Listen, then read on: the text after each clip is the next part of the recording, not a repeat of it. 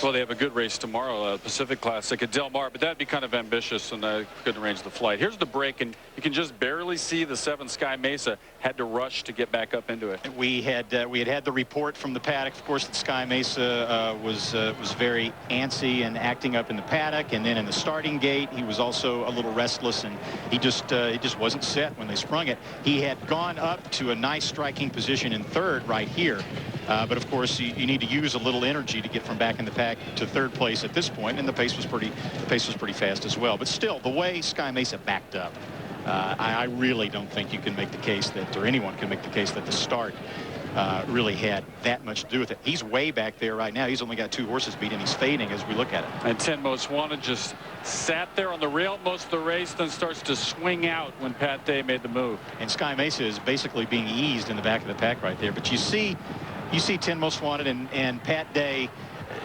You would typically see Pat Day handwriting at this point. I mean, he's the master of the handwrite when he knows he's got a race won. But with 10 Most Wanted, a horse that tends to lose his focus and his concentration drifts, Pat wanted to make sure that he kept 10 Most Wanted's attention on the task at hand. Well, we did some speculating about what might or might not have happened to Sky Mesa, who tried to get up, rushing up after that bad break. Janine Edwards talked to the jockey just a little bit ago.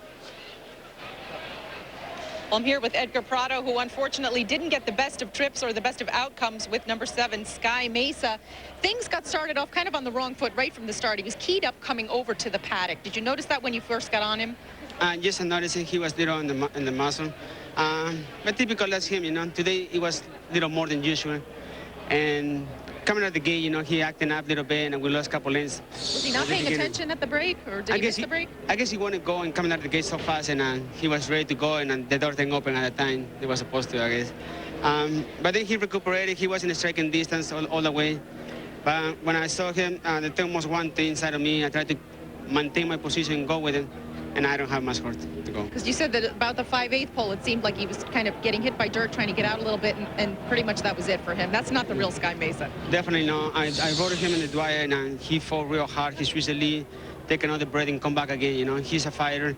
He always gives 150%, and today he wasn't himself today, so he have an excuse.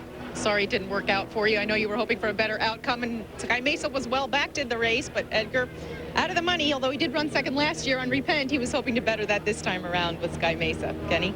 Gave 150%. That's even more than the standard 110%. The full order of finish here shows 10 Most Wanted in front, as has been reported a few times. Wild and Wicked started at the back of the pack, rallied for 4th. Not a particularly good day for our Bud Longshot. Congrats, who was bumping with 10 Most Wanted throughout much of the first part of the race. And of course, Sky Mesa faded to last. Deputy Commander in 97, 10 Most Wanted in 2003. I want to get down in 2009 on a son of 10 Most Wanted. What do you think? Absolutely. 10 Most Wanted, your winner here in the Travers. And a reminder again, other racing occurred previously here at Saratoga. We're going to show you that when we come back. Sports Center at Saratoga continues. Championships. Powered by Dodge.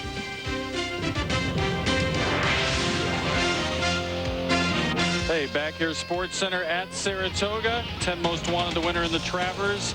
But now, like Notre Dame football when you're a kid, we'd like to kind of take you back in time. You know, the Little League World Series went a little bit long, so we had planned to show you these live. Now let's look back in case you didn't get a chance to hear what happened. The King's Bishop. Now, these are 3-year-olds, Randy, whose owners or trainers decided they're a little short to go into Travers, 1.25 miles. They're going at 7 furlong. Right, but these are the best 3-year-old sprinters in the country, or at least most of them, and it's an outstanding lineup. Great Notion was just second in the Amsterdam Ballot Video, coming off a big win at Calder in Miami. Posse, the horse trying to keep Kenny Mayne alive in the $1 Million Guaranteed Pick 4. Private City, single posse, by the way. Private City, Halo Homewrecker, Scrimshaw, Dwayne Lucas, running for the 16th time in the last 17 years in the King's Bishop. Zavata, the 6-5 favorite off that smashing win in the Amsterdam that we brought you in. Bobby Frankel had a horse in here. Number 9, Ghost Zapper, the winner of 2 allowance races in a row. Bob Baffert, represented by During, Eye of the Tiger, 5th in the Kentucky Derby, and Longshot's Awesome Time, and Christina's Outlaw. Even though it's spelled Christine. Tom is spelled T-O-M. He's Dirk, and he called the race.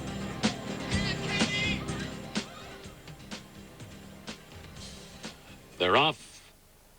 And During bounces right out of there. Zavata was away in good order. Christina's Outlaw there on the outside.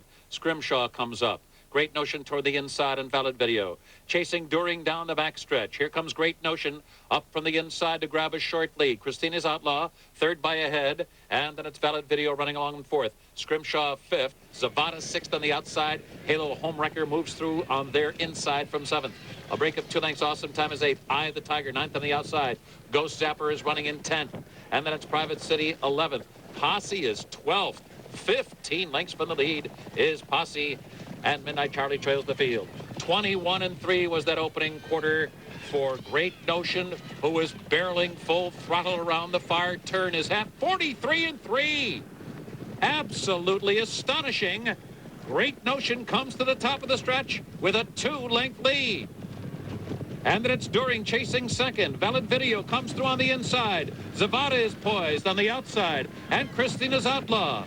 They're coming down to the last furlong now. Getting to Great Notion. On the rail, Valid Video stymied. He's got no running room. Now he finds a seam. And there's 100 yards to go. And During is third. Posse has come from absolutely nowhere. And closing on the far outside, it's Ghost Zapper coming down to the line. Valid Video surges.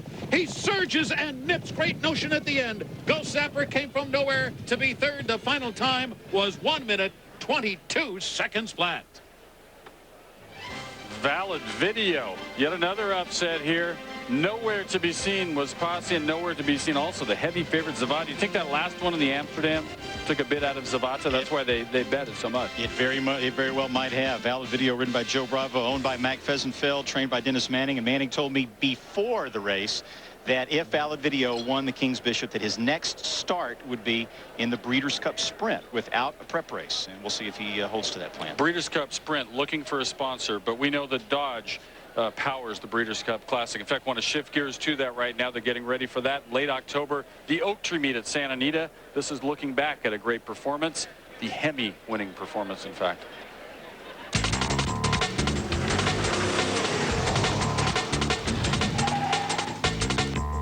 '88 Breeders' Cup Classic. The return to Churchill Downs for '87 Kentucky Derby winner Ali Sheba. In the twilight, Chris McCarron and Ali Sheba made the power move. They're coming to the final furlong. Walk White is tenacious. Ali Sheba is right there. And on the outside, seeking the gold. Ali Sheba with a short lead. He's unyielding. Seeking the gold. A final move as they come to the wire. And Ali Sheba, America's horse, has done it. He became Horse of the Year and Racing's richest runner. He loves that stuff. Look at him, he's eating it up. Ali Sheba, today's Dodge Hemi winning performance.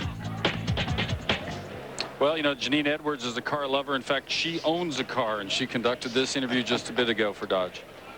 With Dodge. With Dodge. Well, Kenny, I'm here with Julie Rame, the Director of Communications for Dodge, and the Breeders' Cup Classic division is powered by Dodge this year. But Julie, sports involvement is really nothing new for Dodge, is it? Absolutely not. We're the proud sponsors of the rodeo, the official vehicle of the NHL, and of course our participation in NASCAR is really paramount to our sports sponsorships, and the NTRA is just the latest addition to our stable, and it's a great addition at that. Well, what's different about this deal, though, with thoroughbred racing? This is a different deal because when you look behind the scenes, really what happens at the farms and even here at the tracks, you see that so much of what happens requires a truck. And so our Ram vehicle really fits in well. And so we think that the horsepower under the hood of our vehicles, particularly the Hemi, translates really well into the horsepower on the track. All right, well, we certainly thank you for your support, and we know it is a perfect fit. So we'll supply the horses, you supply the horsepower as we continue on down to the road to the World Thoroughbred Championships, powered by Dodge. Kenny? All right, Janine, without cars, we wouldn't be able to drive around. They're all car owners up there in Bristol, Connecticut, and we're headed up north, or actually down south. I forgot where I was. Anyway, from Saratoga, we'll go to Bristol, continuing with Sports Center. We'll come back here from Saratoga for more, including a look at tomorrow's Pacific Classic.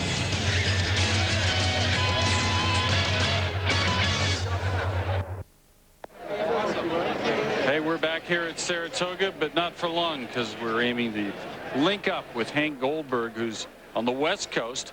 Del Mar, looking forward to Sunday's Pacific Classic, also on ESPN.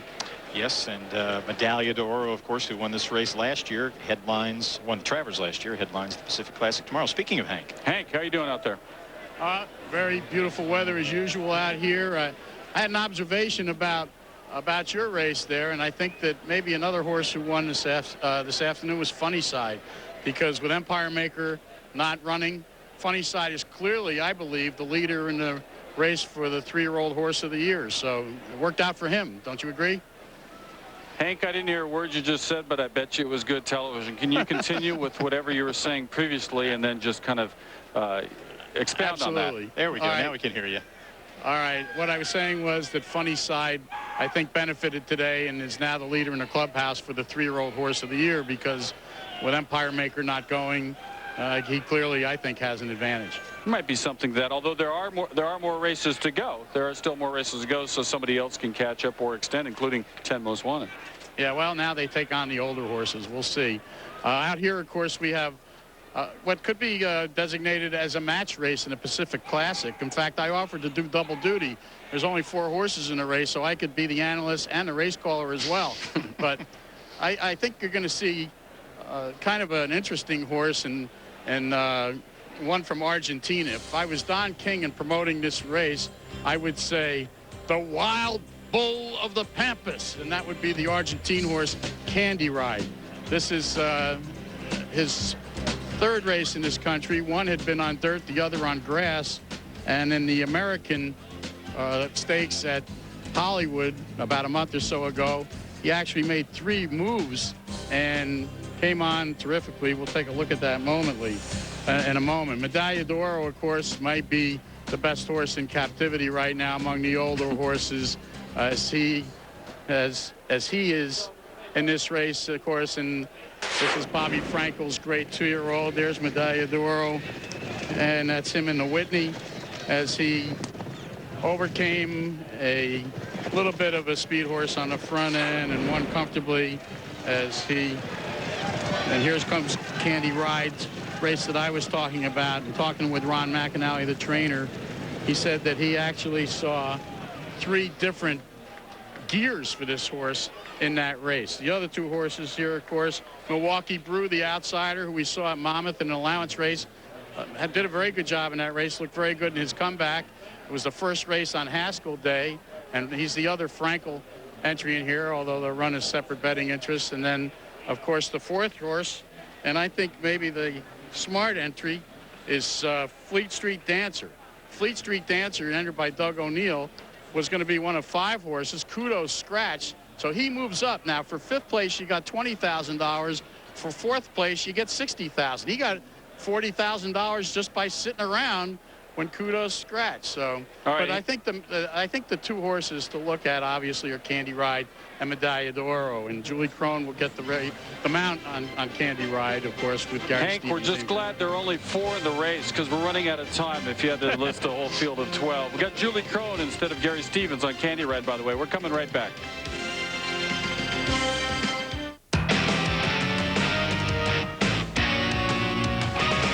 It comes, or you can grab life by the horns. By Citgo, we know you. By Visa, it's everywhere you want to be. By Churchill Downs Simulcast Network, bet on it. By Budweiser, the best things in life are the things that are true. Budweiser. By Long John Silver's new buckets of crunchy shrimp. Equibase.com, your official online source for racing information from entries to results and everything in between. Equibase.com is a service of Equibase Company, the thoroughbred industry's official database.